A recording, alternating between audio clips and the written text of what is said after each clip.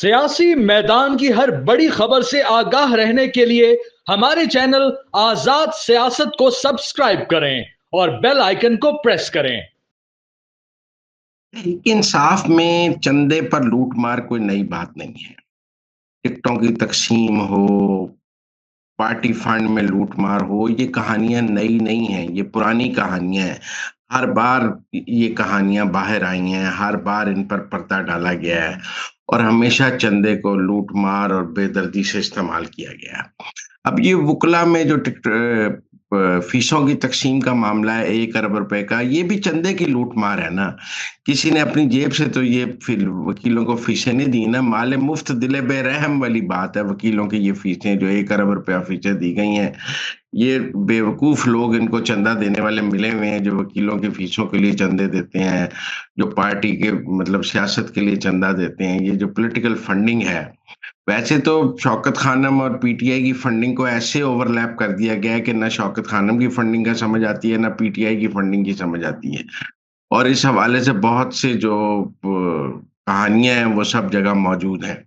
लेकिन वुकला की इस कदर फीसें देना और फिर उनको टिकटें देना, इस बात का सबूत है कि इमरान खान वकीलों के हाथों में ब्लैकमेल हो रहे हैं।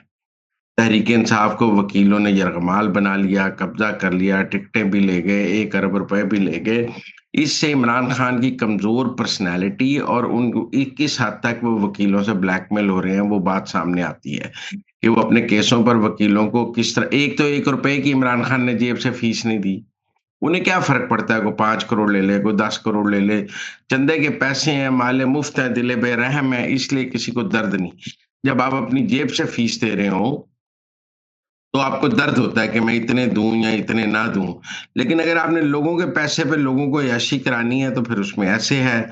ये कहा जा रहा है फरोग नसीम साहब ये चला रहे हैं लॉयर्स विंग, वो वुकला को फीसें दिला रहे हैं। लेकिन बहरहाल ये जो वुकला को चंदों से फीसें दी गई, क्योंकि किसी ने भी अपनी जेब से नहीं दी गई। ये क्या पॉलिटिकल पार्टी अपने चंदों से ऐसे वुकला को करोड़ों रुपए फीसें दे सकती है? और जो जुर्म उन देखिए, ये कोई पार्टी के मुकदमे तो नहीं है जिनके ऊपर पार्टी फंड खर्चा जा रहा है। ये आपके इंडिविजुअल मुकदमे हैं, इंडिविजुअल क्राइम है। आप पर बतौर किसी तरीके, आप पर जाती तौर पे कानून के मुताबिक मुकदमे हैं। मैं नहीं समझता कि आप अपने जो आपके ऊपर जाती तौर पर मुकदमा है फौजदारी या नैब का, आप उस पर पार्टी के चंदे से पैसे खर्च कर सकते हैं। ये भी मेरे ख्याल में अनएथिकल सर्विस है। लेकिन बहरहाल फवाद चौधरी साहब ने भी इस पर तनकीद की है और लोगों ने भी तनकीद की है। और ये कि इमरान खान ने वुकला को के हाथों यरगमाल हैं, हॉस्टेज हैं और वो ब्लैकमेल हो रहे हैं, ये बात बिल्कुल ठीक है। अब तो वुकला तक एक्सेस है, वुकला ही पार्टी चला रहे हैं, वुकला ही मेरा मतलब है सब कुछ चला रहे हैं। तो मैं नहीं समझता कि ये कोई अच्छी जो शक्ल है तहरीक इंसाफ की। इससे पहले जुल्फी बुखारी पर वो ऑक्सफोर्ड का चांसलर बनने के चक्कर में है कि उन्होंने काफी पैसे चंदा लेके कर लिया है। अमेरिका में लॉबिंग फर्मों के चंदे के ऊपर ये सब जो है लोगों के पैसों पर माले मुफ्त दिले बेरहम आप जो है हजारों डॉलर भी खर्ची जा रहे हैं, हजारों पाउंड खर्ची जा रहे हैं, वकीलों को फीसें दी जा रहे हैं। ये सब कौम का पैसा है जो आप इस तरह अपनी जाती सियासत पर इस्तेमाल कर रहे हैं। ये अफसोसनाक पहलू है। इसकी किसी भी तरह मेरा मतलब है कि आप इसको ये नहीं कह सकते कि बिल्कुल ठीक हो रहा है। जो पार्टी शफाफियत के नाम पर आई है वो अपने चंदे में शफाफियत नहीं दिखा सकती। वो बताएं उनको किसने ये 1 अरब रुपया दिया है और किसने किस किस वकील ने कितने पैसे लिए हैं। पब्लिक कर देना ये इन्फॉर्मेशन, क्यों नहीं पब्लिक करते? पब्लिक फंड से पैसे हुए हैं, किसी की जेब से थोड़ी दिए हैं। आप बताएं आपने किसको दिए हैं। उन वकला ने जो फीसें ली हैं क्या उन्होंने उस पर टैक्स अदा किया है? क्या वो कितना टैक्स उन्होंने अदा किया है? जिन्होंने करोड़ों रुपए फीसें ली हैं उन्होंने इसके ऊपर कितना टैक्स अदा किया है? ये सब बातें हम सामने आनी चाहिए ना। ये सामने आए बगैर कैसे मामलात आगे चल सकते हैं? अब जहां तक ये बात है कि इमरान खान बार बार जनरल बाजवा का नाम लेते हैं लेकिन जनरल फैज का नाम नहीं लेते। क्या जनरल फैज के केस में जनरल बाजवा गिरफ्तार हो सकते हैं, उनका फील्ड कोर्ट मार्शल हो सकता है? मैं समझता हूँ नहीं हो सकता। आप बुनियादी तौर पर एक फर्क समझें। जनरल फैज पर ये इल्जाम है कि उन्होंने रिटायरमेंट के बाद ऐसे काम किए हैं जो मिलिट्री एक्ट की खिलाफ वर्जी थे। अभी तक अभी तक जनरल बाजवा ने रिटायरमेंट के बाद ऐसा कोई काम नहीं किया जो मिलिट्री एक्ट की खिलाफ वर्जी थी। जनरल फैज ने अगर 9 मई किया है या कोई सियासत में मुदाखलत की है या कोई और काम किए हैं जो आर्मी डिसिप्लिन की खिलाफ वर्जी थी, जो मिलिट्री एक्ट की खिलाफ वर्जी थी, उनमें बेसिक इल्जाम ये है कि उन्होंने रिटायरमेंट के बाद ऐसे काम किए हैं जिनकी मिलिट्री एक्ट या आर्मी एक्ट इजाजत नहीं देता था। जनरल बाजवा ने रिटायरमेंट के बाद ऐसे कोई काम नहीं किए, और जनरल फैज पीटीआई की जो सहूलतकारी कर रहे थे रिटायरमेंट के बाद, जनरल बाजवा तो उसका हिस्सा नहीं थे, क्योंकि जनरल बाजवा और तहरीक इंसाफ की तो लड़ाई है। जनरल बाजवा के तो कोई नरम गोशा तहरीक इंसाफ के लिए नहीं है, जनरल फैज का है। तो लोग बुनियादी तौर पर यह बात समझें कि जनरल फैज को ऐसे किसी काम पर प्रोसिक्यूट नहीं किया जा रहा जो उन्होंने बतौर डीजी आईएसआई किया हुआ है या जो उन्होंने उस वक्त के आर्मी चीफ की मर्जी से किया हुआ है। उनको ऐसे इकदामात के तहत प्रोसिक्यूट किया जा रहा है जो उन्होंने आर्मी चीफ की मर्जी के बगैर और रिटायरमेंट के बाद किए हैं।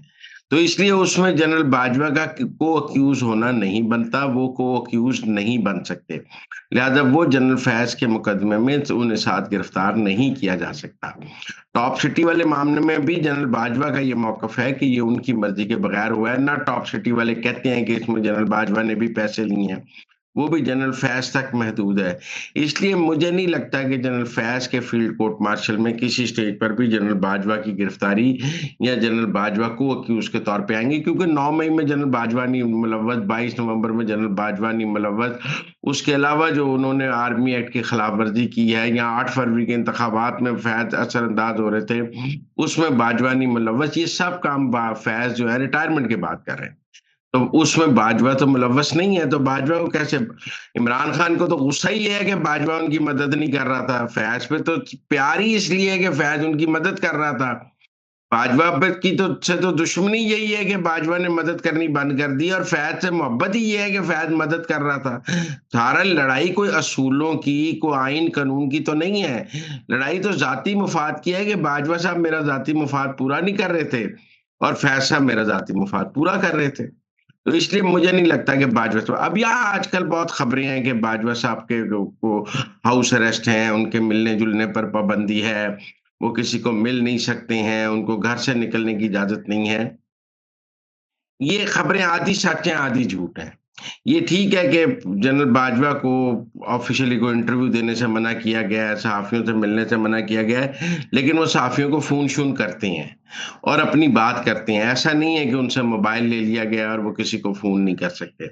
ये जरूर है कि उनकी मुलाकात की मॉनिटरिंग जारी है, और एक सहाफी जब उन्हें मिलने गए तो उनको मिलने भी नहीं दिया गया था, लेकिन ओवरऑल फोन पर बाजवा साहब की मुख्तलिफ सहाफियों से बातचीत की खबरें आई हैं और उसकी तस्दीक भी हुई है कि वो सहाफियों को फोन करते हैं, अपना पूरा मौकफ बयान करने के बाद कहते हैं देखें मेरी तरफ से ना कहना, मैं मेरे पे पाबंदी है, फिर आपको पता है ना, फिर वो फौज में आसिम मुनीर नाराज हो जाता है, लिहाजा ये बात मैंने नहीं आपको कही, आप अपने तौर पे कहते हैं। इस तरह की बात करते हैं वो सहाफियों से एक कमजोर इंसान के तौर पे।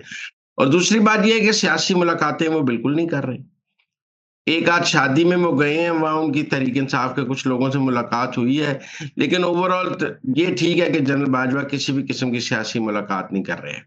फौजी अफसरान उन्हें मिलने से इजतनाब करते हैं क्योंकि उन्हें आर्मी डिसिप्लिन का अंदाजा है, उनका ख्याल है कि हॉट वाटर्स में है बाजवा साहब, तो फौजी लोग मिलने से नहीं कतराते हैं और सियासी लोगों को मिलने की इजाजत नहीं है। फैमिली वालों को मिलने की इजाजत है, खानदानी फंक्शंस पर वो गए हैं, ये बात रिपोर्ट हुआ है, कोई फैमिली शादियों वादियों पर वो गए हैं, लेकिन ओवरऑल कोई ऐसी पाबंदी नहीं है कि आप कहें जी कि वो घर से निकल ही नहीं सकते। वो जा सकते हैं घर से बाहर, वो लोगों से अपना फोन उनके पास है, बातचीत कर सकते हैं। कुछ लोग उन्हें मिलने से खुद इज्तनाब कर रहे हैं और कुछ से वो खुद मिलने से इज्तनाब कर रहे हैं, तो उनकी मूवमेंट काफी हद तक रिस्ट्रिक्टेड जरूर है।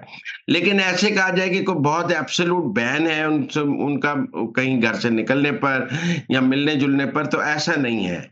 एक किस्म की आजादी है भी और आजादी नहीं भी, दरमियान वाला माहौल है। तहरीक इंसाफ आज मुतालबात जो दिए हैं उनका हुकूमत कुछ दिनों में जवाब देगी। ये सिलसिला भी 31 जनवरी तक चलेगा। आखिर जनवरी के आखिरी हफ्ते में जरा मामला गर्म होगा, अभी काफी दिन है। जिस तरह तहरीक इंसाफ ने टाइम लिया है, इसी तरह हुकूमत भी टाइम लेगी और देखें ये आगे किस तरफ चलता है। लेकिन मैं मुज़ाकरात से कुछ ज्यादा पुरुम्मीद नहीं हूँ। मेरे ख्याल में इन मुज़ाकरात की कामयाबी के बहुत कम इम्कानात हैं। पहले ट्रंप वाला ऑप्शन इमरान खान जरूर इस्तेमाल करेंगे। ट्रंप से नाउम्मीद होकर वो पाकिस्तान में कोई बातचीत करेंगे। जब तक ट्रंप से उम्मीद है तब तक पाकिस्तान में कोई संजीदा बातचीत नहीं हो सकती।